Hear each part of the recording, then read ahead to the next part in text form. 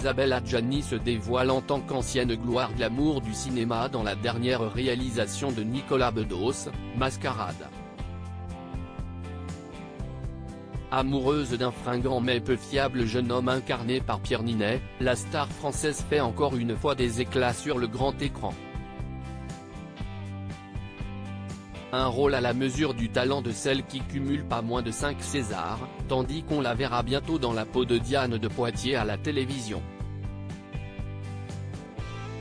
Si sa vie professionnelle la hisse vers les sommets, son existence personnelle a été marquée par des douleurs. Parmi celles-ci, se détache inexorablement la mort de son frère. Dans un passionnant entretien pour le magazine Vogue Homme en 2014, Isabelle Adjani avait abordé son extraordinaire carrière.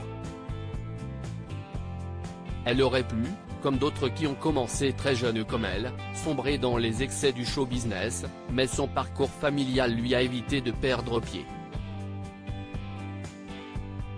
J'ai eu un frère qui a passé sa jeunesse dans les méandres de la nuit. J'étais désespéré pour lui. Il avait seulement 2 ans de moins que moi, mais j'avais toujours peur que quelque chose lui arrive. Et manifestement, des choses lui sont arrivées, confiait-elle. Il est tombé dans le tourbillon de la nuit et ses addictions, l'alcool, la drogue, une forme de folie. Et pourtant, il paraissait indestructible.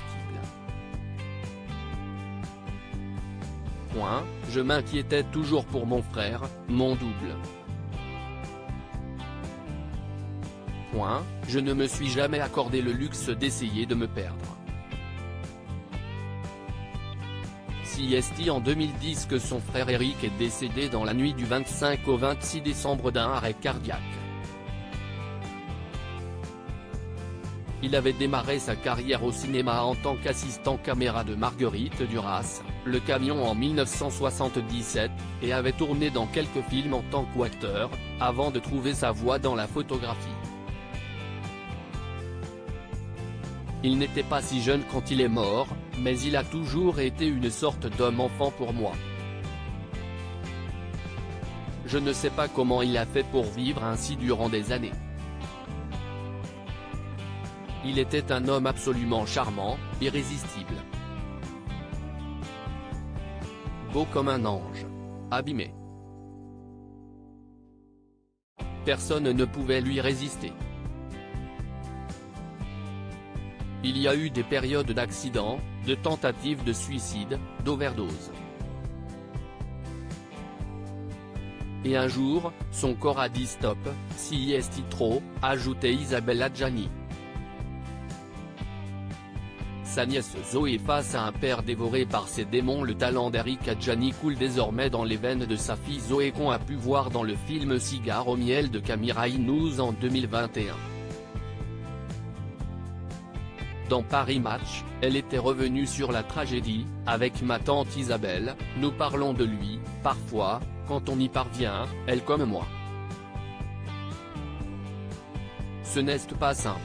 Beaucoup d'histoires bouleversées. J'ai perdu mon père, elle a perdu son petit frère. Vous imaginez le mal que ça peut faire. En devenant comédienne, elle honore son père et assume d'avoir gardé son nom, un patronyme qui peut être parfois lourd à porter. On m'a souvent conseillé d'en changer. Vous vous rendez compte? Rayer le nom de mon père alors que je fais tout ça pour lui. Mascarade, en salle le 1er novembre 2022. Diane de Poitiers diffusée les lundis 7 et 14 novembre 2022 sur France 2.